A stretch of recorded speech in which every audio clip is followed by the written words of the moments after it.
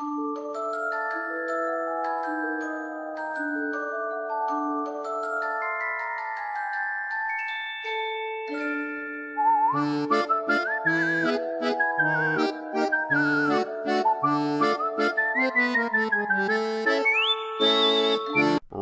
is a 2007 Australian horror film written and directed by Greg McLean. This tale follows a group of tourists who become stranded on an island in Australia. However, it's not the 66 different venomous species native to the outback that they'll have to fear. No, they'll know to fear something of a larger scale. A goddamn 25-foot saltwater croc! What's wrong with the bite?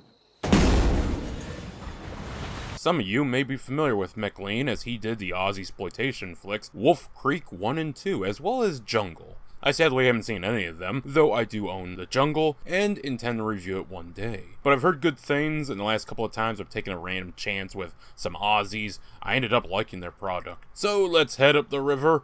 This is Rogue. Emu Creek. I didn't know McLean was making a spin-off set during the Emu Wars. After some Animal Planet footage, we meet our protagonist, Pete, played by Michael Vartan. He's a travel journalist that came here for relaxation, photography, and unintentionally pissing off the locals. No, the service here sucks, dude. Oh, no, it's over. Yeah, she moved out last week. Whatever. Ah, the true tourist experience. Also, yes, those photos that are on the wall are real newspaper clippings. Oh, shit. I thought the predator was a crocodile. This brings us to Kate, played by Red Ha Mitchell, who was cute in Silent Hill and is cute here too. She's also the tour guide for this family-owned boat service. Of course, this boat also comes with her co-captain, Kevin, who is played by Patch the Wonder Dog. Given the run of dogs in these types of films on my channel, I don't have much hope for him. It should be noted that Mia Wasikowska, who plays Sherry, did contract heat stroke on a particularly hot day of shooting. Now, I'm watching the unrated cut, which far as I can tell is the most available version. It doesn't seem to have any extra gore, but does contain a few more establishing shots and some deepening character moments. Characters like Simon, the camera guy, played by Stephen Curry, or Russell, played by John Jarrett, who has come on the trip to scatter his wife's ashes. On the one hand, all of this character building is nice and makes the characters seem more alive. On the other, you want to get to the croc action. Well, they'll have to wait, as there'll be a moon passing by in the form of Colin and Neil, played by Damon Richardson and Sam Worthington. They're here to just be assholes? It's not super clear what else besides that. I mean, it's hinted that Neil wants Kate. Look, if you two do somehow end up together, just remember not to adopt. Or not, as Kate isn't the one getting wet here.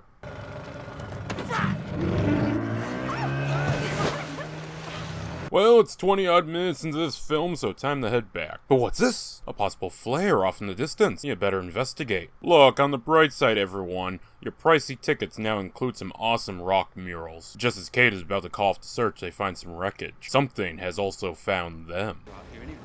Okay, we should... Now trapped and with no radio, it seems the only thing to do is to wait for Kate's dad to realize she's missing and get together a search party. Just one teensy tiny problem. This is a tidal river, isn't it? This is a bloody tidal river. Well, no, actually. The trees and foliage and vegetation comes right up to the water. Tidal rivers don't have that occurring. Arguing starts occurring with Russell insisting they swim across. Luckily, a bit of noise from the radio distracts them. Long enough for Everett to get taken out.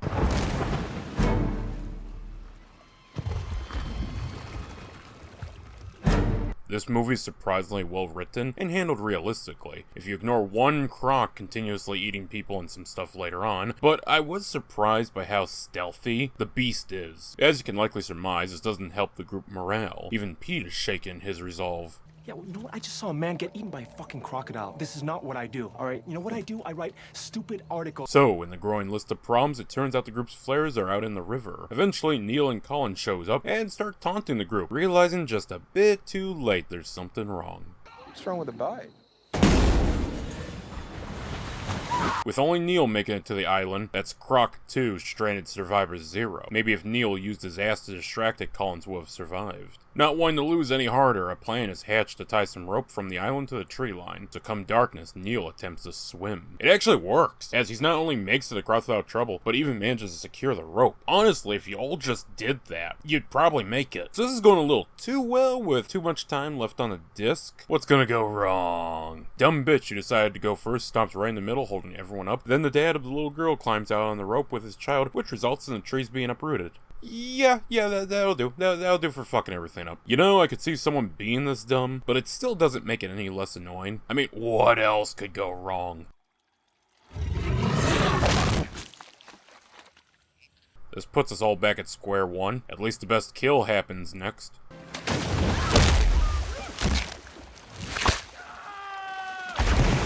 I had to cut that short, but hearing his screams be muffled as he's dragged under the water is brutally awesome. With the tide rising and the survivors losing ground, it's proposed to try and hook the croc so that everyone can swim across. They just need bait. Yes. No. Luckily, they don't use the dog and instead use the dead pheasants from Neil's wreck. This plan actually works rather well, with most of the group making it across. When the young girl runs off scared, the group starts after her, then the plan doesn't work so well.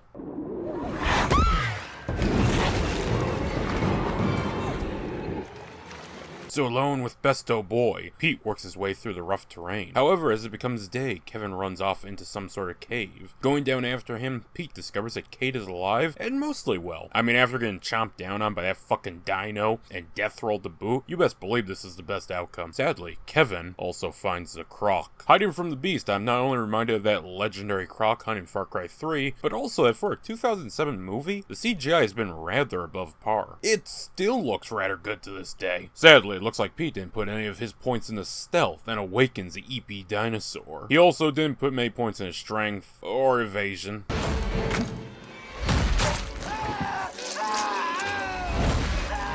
Recovery and luck, however, he's pretty deeply specced out into those. At least I thought he lost his fingers. As for luck...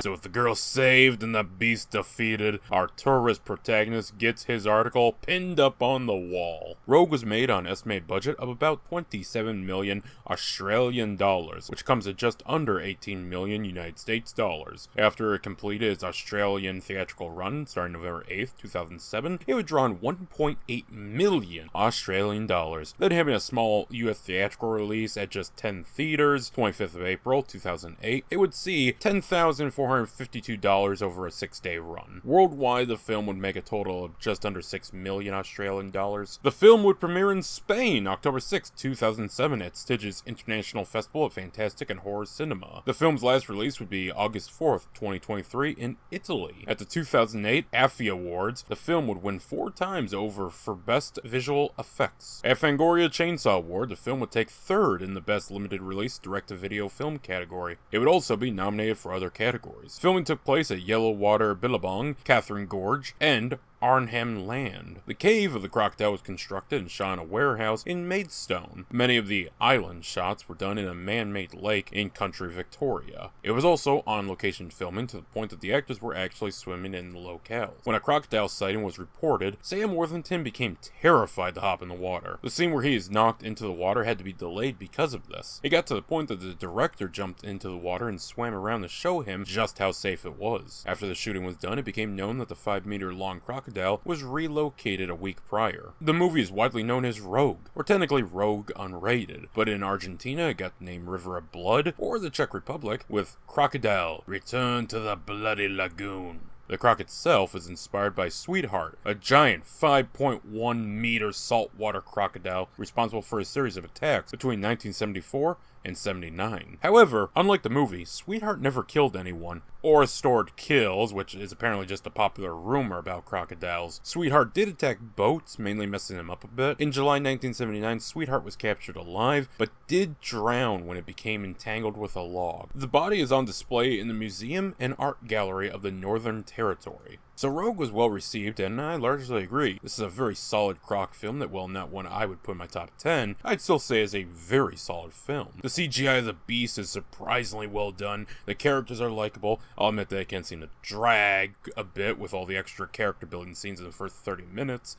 but that also helps you care for the characters. So yes, if you are looking for a nice croc film to chomp into, then you can do so much worse than Rogue. Or should I say, Rogue Unrated. I think we've had enough scale for now. Seems it's time it came to a fin. Right, can I get a coffee, please? Real strong, 2 sugars? How about a cappuccino?